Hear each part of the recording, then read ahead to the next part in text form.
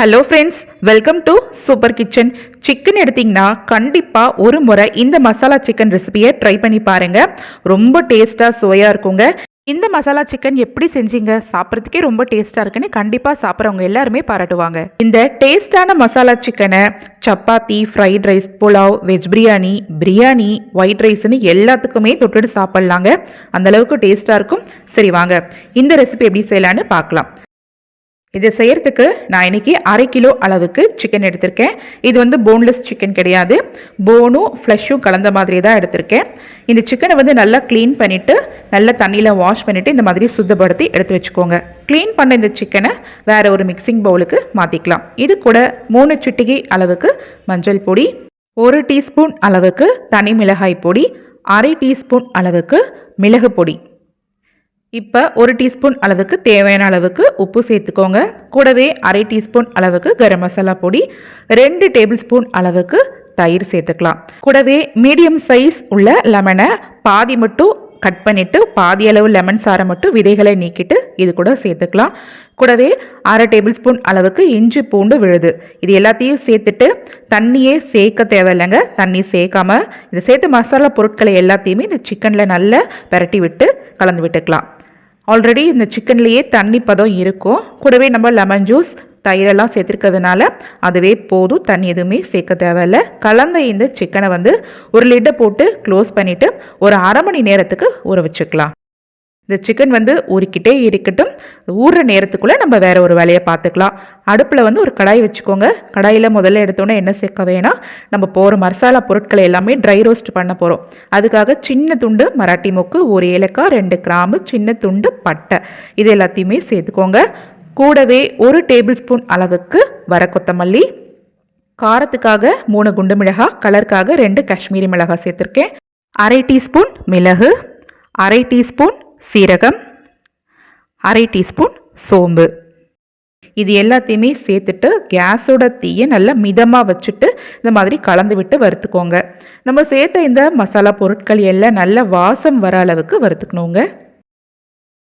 இப்போ நல்ல கலர் மாதிரி நல்ல வாசம் வந்ததுக்கப்புறமா இது கூட நல்ல ஒரு பெரிய சைஸ் அளவுக்கு பெரிய வெங்காயத்தை நல்லா ஃபைனாகவே கட் பண்ணிவிட்டு இது கூட சேர்த்துக்கலாம். கூடவே ஒரு 3 டேபிள் ஸ்பூன் அளவுக்கு துருவிய தேங்காய் பூ, அதை இது கூட சேர்த்துக்கோங்க. சேர்த்துட்டு இப்போ கேஸ் தீயை இந்த ஸ்டேஜ்லேயுமே நல்லா லோ ஃப்ளேமாகவே வச்சுட்டு இதை நல்லா கலந்து விட்டுக்கலாம். நம்ம சேர்த்த இந்த தேங்காயும் வெங்காயமும் கலர் சேஞ்ச் ஆகி நல்ல மணம் வர அளவுக்கு வறுத்துக்கோங்க. இப்போ நல்லா வறுத்தாச்சு. இப்போ கேஸ் ஃப்ளேமை ஆஃப் பண்ணிவிட்டு வறுத்த இந்த பொருட்களை எல்லாம் வேறு ஒரு தட்டுக்கு மாற்றிருங்க. இந்த பொருட்கள் எல்லாம் நல்லா ஜில்லுன்னு ஆடினதுக்கப்புறமா இதை அப்படியே வேறு ஒரு மிக்சி ஜார் கப்பில் சேர்த்துட்டு கொஞ்சமாக தண்ணி சேர்த்துட்டு இந்த மாதிரி நைஸான பேஸ்ட்டாக அரைச்சிக்கலாம். நீங்கள் எந்த அளவுக்கு நல்லா நைஸாக அரைக்க முடியுமோ அந்த அளவுக்கு நைஸாக அரைச்சிட்டு இது ஒரு ஓரமாகவே எடுத்து வச்சுக்கோங்க. அடுத்ததாக நம்ம ட்ரை ரோஸ்ட் பண்ணோம்ல கடாய், அதே கடாயில் ஒரு 5 டேபிள் ஸ்பூன் போல் சமையல் எண்ணெய் சேர்த்துக்கலாம். அதிகமாக சேர்க்க வேண்டாம், 5 டேபிள் ஸ்பூன் போதும். நம்ம ஊற வச்சுருந்த இந்த சிக்கனும் நல்லா ஊறிடுச்சு. இப்போ இந்த சிக்கன் பீசஸை நான் 2 பேட்சாக இதில் ஷாலோ ஃப்ரை பண்ணி எடுக்க போகிறேன். இப்போ பார்த்தீங்கன்னா ஒரு 2 நிமிஷத்துக்கு ஒரு தடவை பெரட்டி விட்டிங்கன்னா இந்த சிக்கன் வந்து நல்லா இதிலேயே ஒரு 70% போல் வெந்து வந்துடும். நம்ம வந்து இந்த சிக்கனை இன்றைக்கி ரொம்ப டீப் ஃப்ரை பண்ணணுன்ற அவசியம் இல்லைங்க. ஒரு 5 டேபிள் ஸ்பூன் எண்ணெயிலேயே ஷாலோ ஃப்ரை பண்ணி எடுத்தாலே போதும். இதே மாதிரி நான் ஒரு 2 பேட்சாக சிக்கனை சேர்த்துட்டு நல்லா ஷாலோ ஃப்ரை பண்ணி எடுத்துக்கிட்டேன். இப்போ பார்த்தீங்கன்னா சிக்கன் வந்து இதிலேயே ஒரு 3/4 வாசி அளவுக்கு நல்லா வெந்துட்டு கலர் சேஞ்ச் ஆகி வந்துடும். இதை அப்படியே எண்ணெயெல்லாம் வடிச்சிட்டு வேறு ஒரு பிளேட்டுக்கு மாற்றி எடுத்து வச்சுக்கலாம்.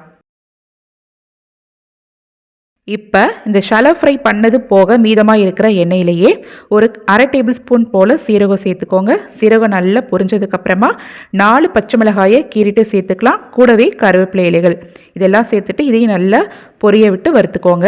நீங்கள் பச்சை மிளகாய் சேர்க்கும் போது பச்சை மிளகாயை முழுசாக சேர்க்கக்கூடாது, கீறிட்டு சேருங்க. முழுசாக சேர்த்து வறுக்கும் போது பச்சை மிளகாய் வந்து பட்டுன்னு வெடிக்கும். ஸோ அதனால் கீறிட்டு சேர்த்துக்கோங்க. இது கூடவே 1 டேபிள் ஸ்பூன் அளவுக்கு இஞ்சி பூண்டு விழுது சேர்த்துட்டு இந்த எண்ணெயிலேயே இந்த இஞ்சி பூண்டு விழுதை நல்லா கலந்து விட்டு வதக்கிக்கோங்க. இஞ்சி பூண்டு விழுது பச்சை வாசனை போய் நல்ல ஒரு மணம் வர அளவுக்கு கலந்து விட்டு வதக்கிக்கோங்க.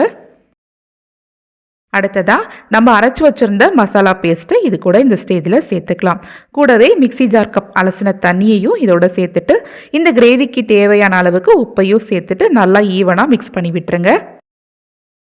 இப்போ கேஸ் ஃப்ளேமை நல்லா ஹைலேயே மாற்றிக்கோங்க. இந்த கிரேவி நல்லா கொதித்து எண்ணெய் பிரிஞ்சு வரட்டும். இப்போ பார்த்தீங்கன்னா ஒரு 5 நிமிஷத்தில் இந்த கிரேவி நல்லா எண்ணெய் பிரிஞ்சு கொதித்து இந்த ஸ்டேஜுக்கு வந்துடும். இப்போ நம்ம ஆல்ரெடி ஷாலோ ஃப்ரை பண்ணி வச்சுருந்தோம்ல சிக்கன் பீசஸ், அதை இது கூட சேர்த்துக்கலாம். இந்த ஸ்டேஜில் கேஸோட தீயை நல்லா மிதமாக மாற்றிடுங்க.